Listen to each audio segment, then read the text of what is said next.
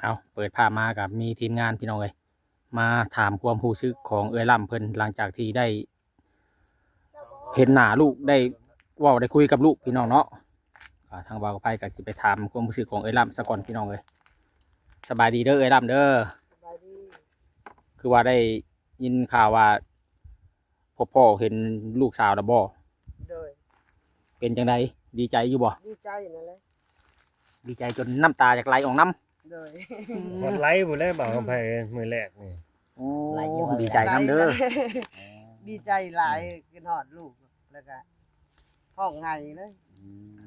เนี่ยเราได้ยินสื่อเราก็ยังสั่นอยู่เลย เนาะยัง สั่นเราจะเป็นที่ถึงเนี่ยเห็นหนับกระป๋อง บ่เคยคิดได้เนาะว่าสิได้เห็นเว้าได้คุยกับลูกเนาะ โดยอ้อมแล้ว เราเฮ็ดเวียกเฮ็ด เราเฮ็ดงาน แต่ว่าอาทิตย์หน้าคือสิว่างคุยกันนะ โดย งานลิ โดยต้นแรงฮะเขาโทรมาหาว่าเขาว่างแล้วก็ต้นค่ำเลิก โดย งาน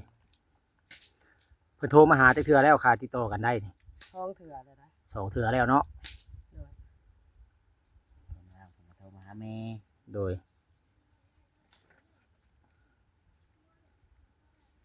เป็นจังไดบ่ลาวอึ้งเลยบัดนี้ อึ้งเฮ็ดได เงียบเลย ต้องให้ผู้หนึงเว้า อืม ฟังคุณเจ้าเว้าอยู่ ถามได้ไหมถึงไผ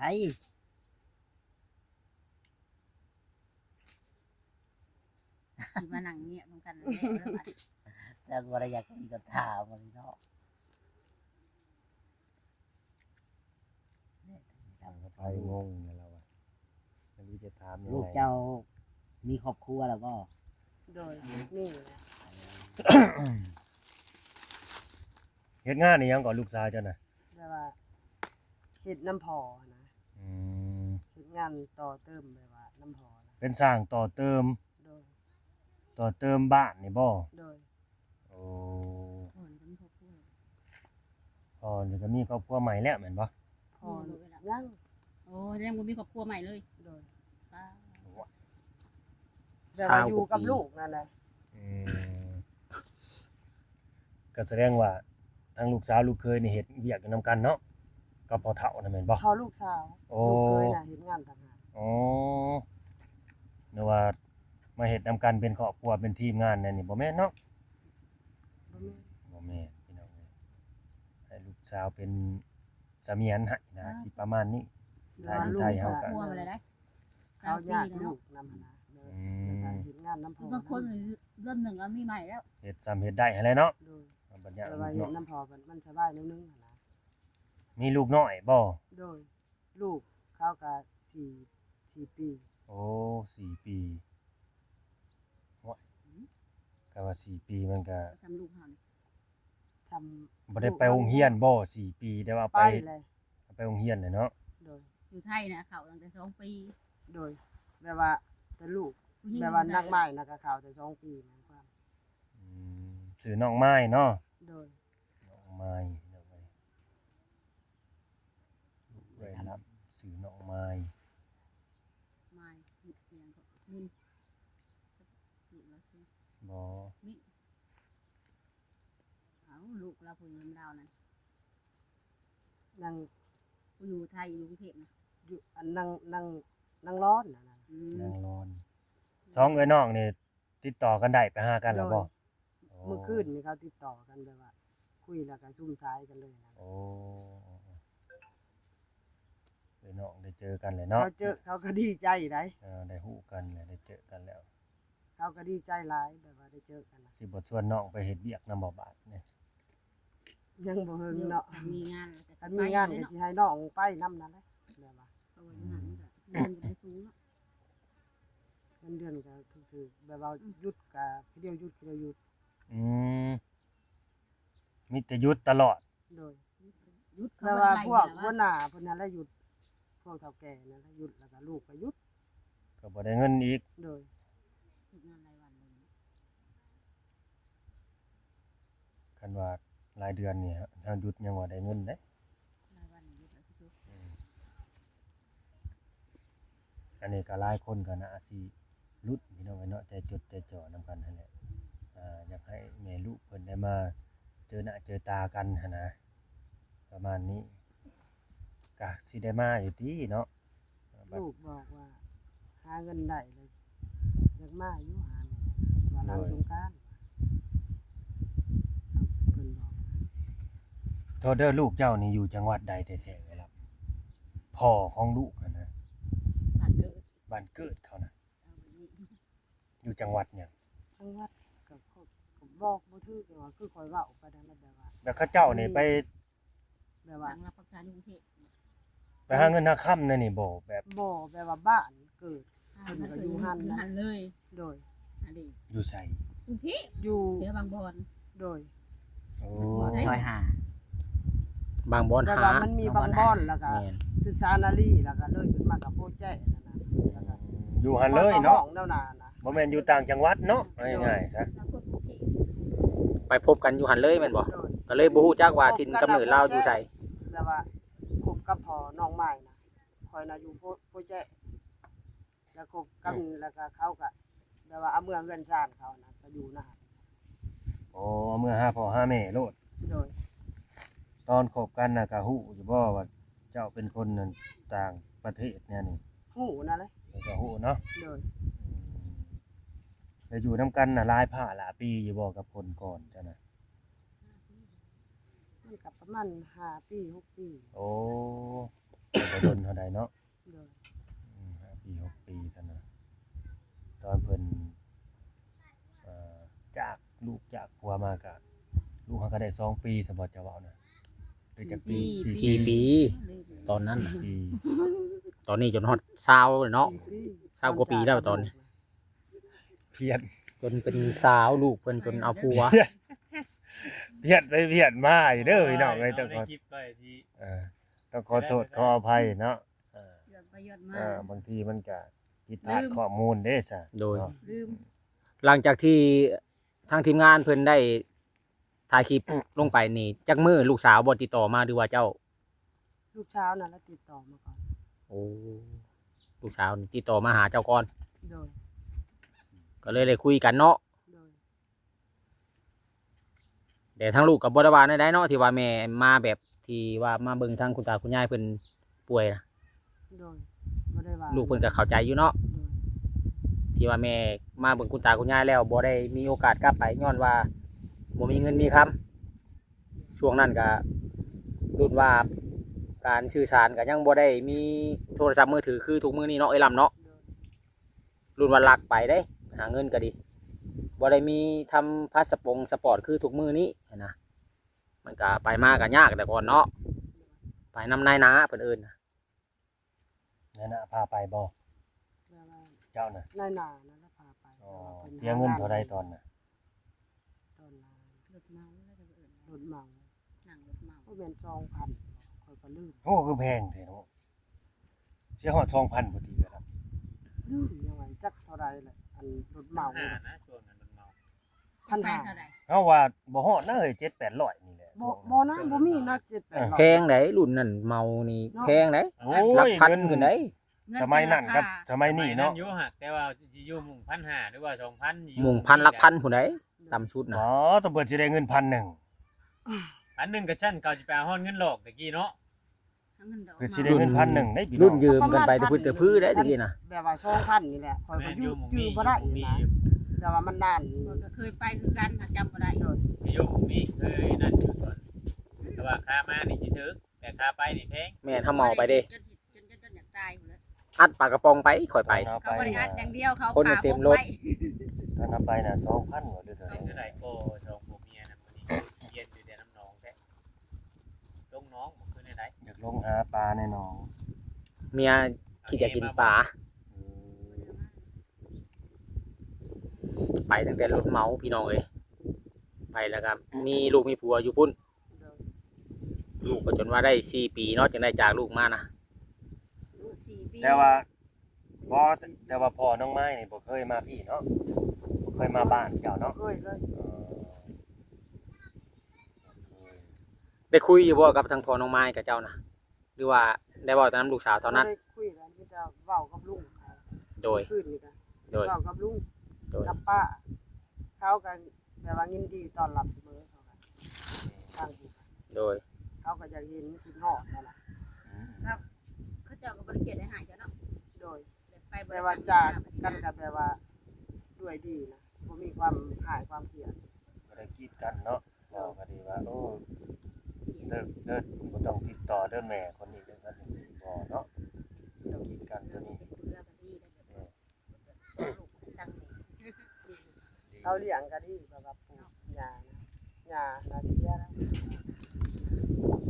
ดีว่าทุกอย่างนะว่าง่ายๆจ้ะ สมบูรณ์แบบ เพราะว่า ป้าลูก การที่ทาง ตั้งเอ้ยล่ำออกมากับเพิ่นบ่ได้ว่าหยังเนาะ นี่ เอ้ยล่ำอยากไปเองเนาะเอ้ยล่ โดย ำที่ว่าออกมาปาลูกมาเบิ่งพ่อแม่ป่วยนะคันว่าบอกเพิ่นนี่ว่าพ่อแม่บ่สบายนี่บางเทื่อย่านเพิ่นฮอดจะมานํซ้ำมันคือทางพ่อน้องไม้นี่ตอนนั้นน่ะเนาะ โดยแบบว่า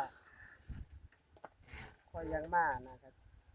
มันก็มีความแค้นในโตขอยแต่คอยก็มาได้นะ โดย ใจผู้เดียวนี่ โดย ผู้เดียว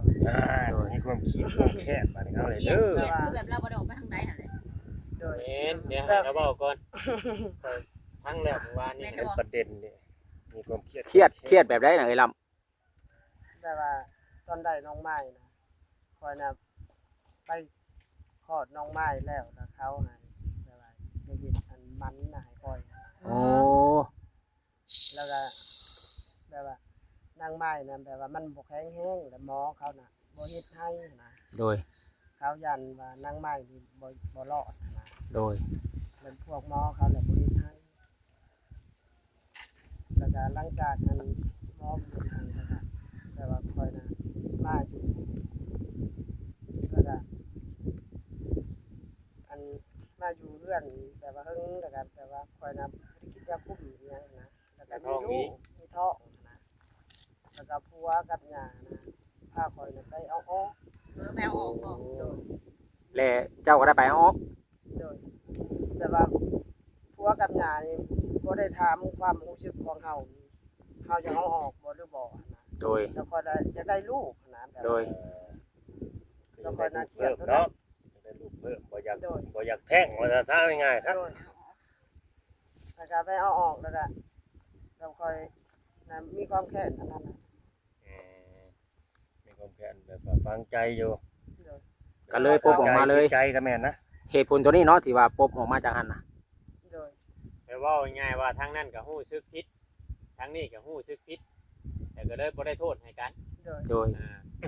ทั้งนั้นก็ เขา บ่ ก็ฮู้ดีว่าเฮา ทั้ง นะ นั้นเขาก็ฮู้อยู่แล้วว่าทางไอ้ลำเครียดตัวนี้ โดย บัดทางนี้ก็ อยู่นํกันก็คือสิเป็นไปบ่ได้แล้วนะ โดย ค่อยนะ เจ้าบ่ได้ถามผัวเจ้าบ่ทราบว่าเป็นหยังจังให้ไปเอาลูกออก เขาก็แบบว่า แม่เขาเว้าได้ๆเขาก็แนวนั้นนะ อ๋อ ตามใจแม่ โดยแบบว่าเวลาคลอดลูกมาอีหยังก็มีแต่แม่เขานะเป็นหนัก โอ้ เบิ่งคอยหั้นนะ อ๋อเข้าใจ แต่ว่าเขาต้องการว่าแบบว่าได้ผู้เดียวนี่แต่พ่อ แม่นแบบ เขาขี้ข้านเบิ่งเพราะว่าคอย แม่น บ่มีพ่อบ่มีแม่บ่มีเอ้ยน้องเบิ่งนั่นน่ะ แบบเราบ่อยากรับภาระตรงนี้นะ โดย เออ เราบ่อยากรับภาระเลี้ยงหลานหลายคน แม่น ก็อีกอย่างหนึ่งเนาะ โดยแล้วก็เขาก็ให้ไปทำแท้งเนาะอันลูกผู้ที่สองที่อันเขาไปทำแท้ง ได้จักเดือนเอ่ยลำไปทำแท้ง แบบว่า ตอนนั้นน่ะ ก่อนน่ะ2 เดือนไปเอาออกแต่มันบ่ออกเขาก็ลำบากก็ได้ โดย มันบ่ออก คือบ่ให้คุ้มซะคันว่าบ่อยากมีลูก แบบว่ามันก็เพ้อไปนะแบบว่าคอยบ่ทันได้คุ้มนะแล้วก็เลยมี ความผิดพลาดของเจ้าของอันนี้ก็ดี โดย โดย คันว่าคุ้มไปแล้วก็แล้วพี่น้องเอ้ยในกรณีนี้ก็ จังเลยบางทีเราก็อยากได้ลูกแม่ได้จ้ะคือเวลา บ่คันอยากได้ มัน ก็ มันทีพอเนาะ คันให้อยากได้เฮาก็ต้องคุยกันก่อนแบบ พร้อมนะบ่จังซี่เนาะ บ่ผัวเมียนะสมมุติว่าสิเอาอีกคนนึงแน่นี่นะ สิพอเลี้ยงไหวบ่จัง แต่ ซี่ ว่ามันมีเลยแล้วก็เพิ่นกวดแล้วก็มันมีลูกนะ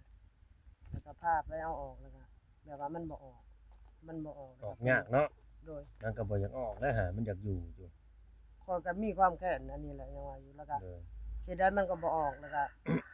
เพิ่นก็พาไปดูดอีกได้ โดย ไปดูดออกเลย โดย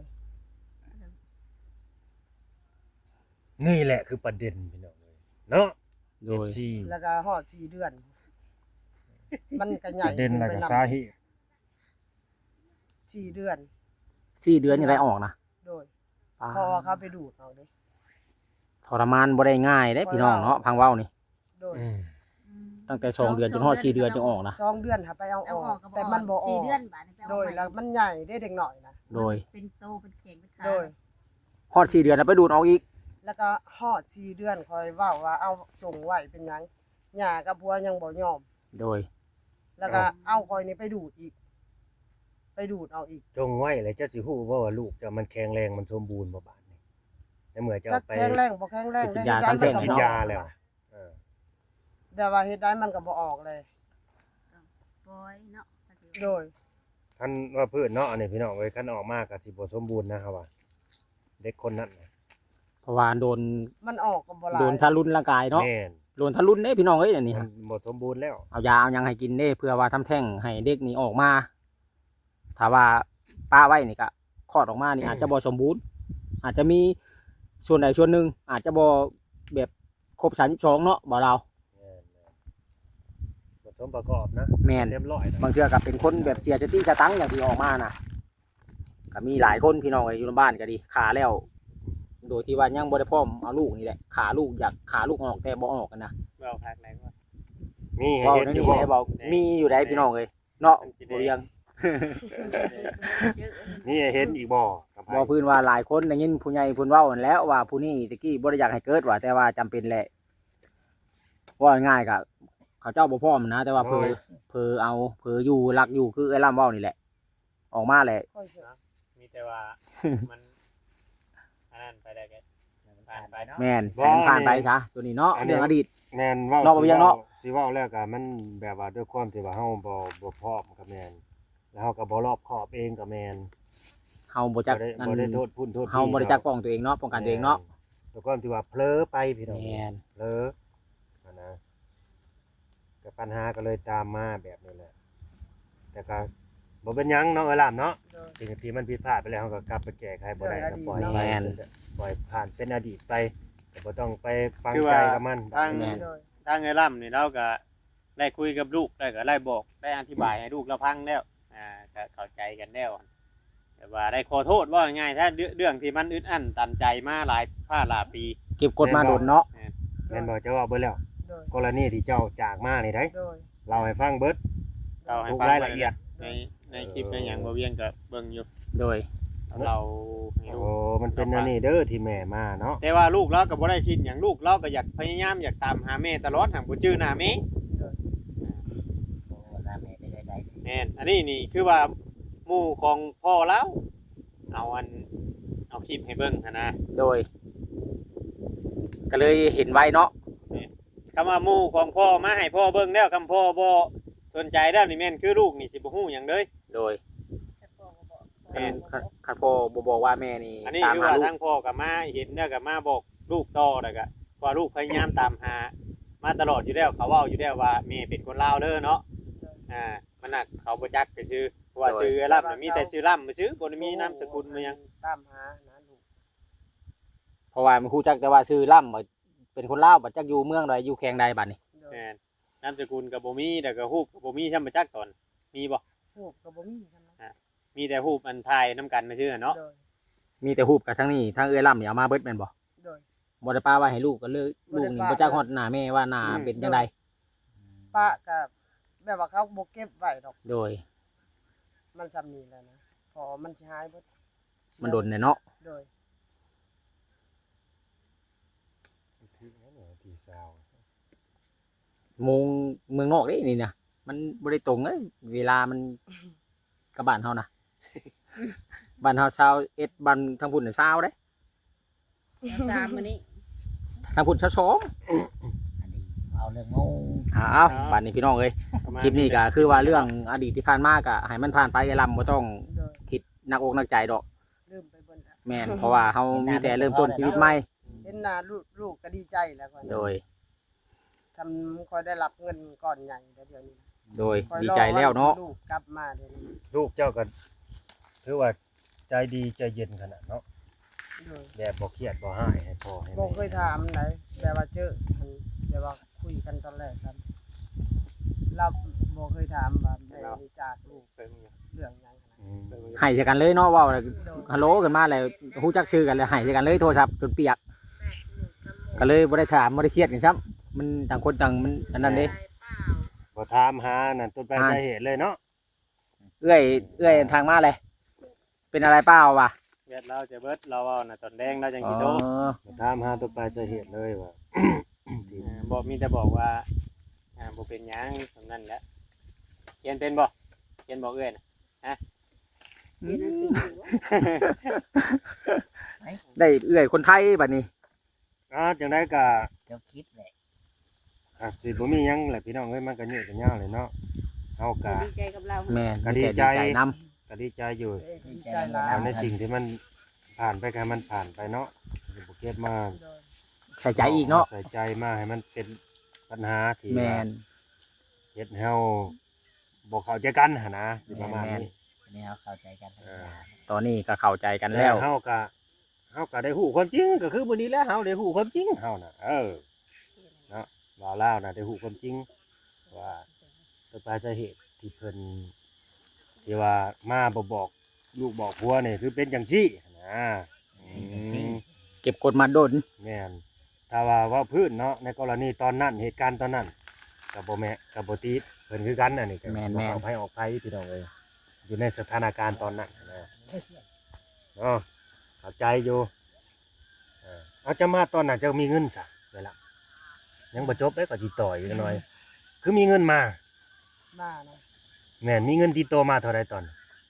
บ่ได้ติดโตมาเลยนะ มาแนวใดซะ มาแล้วนะ เอาหันเราไปทำงานแล้วว่าบอกไปแล้ว แบบว่า นี่ออกมาเราไปทำงานมันบอกตลอด โดย โอ้ เราไปทำงานก่อสร้างเราบอกไม่เป็นไรเขาไปทำมาแล้ว ไป แต่ว่า ทำงานก่อน ก่อสร้างเขาก็เฮ็ดเบิดอ่ะ หา เฮ็ดหัวแบบว่า ไปหาซอกงานน่ะนะ อืม พวกอันรับเหมาอัน แสดงว่าบ่ได้มาบ้านเลยเนาะ โดย ออกจากหาก็ไปหาเงินก่อน โดย หาการลดการล่างก่อน หการล่างแล้วก็จังได้มานะ เดยก็คือตอนนั้นว่าพื้นตอนที่วานพ่อใหญ่ก็แม่ใหญ่แล้วไปเที่ยวกรุงเทพนี่จะมาอะไรตีตอนน่ะเนาะ ขอจินได้น้องหมาน้อง เออ น้องบอล เปิดทางก็ไปดิพ่อเสยดาย ก็ไปแบบว่าไปโอ้ยเพิ่งเติบได้จนว่าอันลูกก็จะใหญ่เลย คือตอนนั้นจะมาเริ่มต้นชีวิตใหม่แหละเนาะ โดย พี่น้องเลยก็ถามนั่นแหละเนาะก็กันเว่าไปแล้วมันก็ยาว แม่นยาวอะลิ ยาว เงาคัก ยาวอัดลาดเลยนี่ บัดได้เว่าเลยยาว แม่น บัดบ่เว่าก็นั่งเงียบกันอยู่เนาะตามนั่นแหละฝากเป็นกำลังใจหน่อยเด้อพี่น้อง เอา ใจน้ำ ก็ เพิ่น สิ เนาะ ได้จบคลิปซะก่อนพี่น้องเอ้ยก็ดีอกดีใจนํทางเอ้ยล่ำเพิ่นที่ว่าได้เว้าได้คุยกับลูกพี่น้องเนาะ เอาลูกมาหานี่ เป็นความหวังของทางไอ้ลำเพิ่นกับป้าโทษพี่น้องไว้กับบ่คิดบ่ฝันว่าสันว่าจะได้เว้าได้คุยกับลูก แต่ในที่สุดเด้อก็ทางผ้าทางอันผ้าก็เป็นใจให้พี่น้องไว้จะได้พบได้คุยกับลูกเนาะก็ขอขอบใจนะFCอะไรพี่น้องเอ้ยที่ได้ให้บ่แชร์มาเนาะอะไรก็ฝากพ่อแม่พี่น้องเป็นกำลังใจให้อีกเทื่อนึงพี่น้องเอ้ยเนาะก็ให้ทาง น้องไม้หรือว่าทางเอื้อล่ำนี่ได้พบหน้าพ่อตากันอีกเทื่อนึงก็ชงจะเป็นการดีพี่น้องเลยอ้าวโอเคพี่น้องคลิปนี้ก็หลายนาทีพอสมควรจังไรก็สิขอจบคลิปไว้พี่น้องเลยจะขอตัวกราบคนเด้อพ่อแม่พี่น้องเนาะผิดพลาดประการใดขอโทษขออภัยนำFCเบิร์ดสุขุสุคนอะไรพี่น้องเลยไว้พอกันใหม่ในคลิปต่อไปคลิปนี้สบายดีเด้อ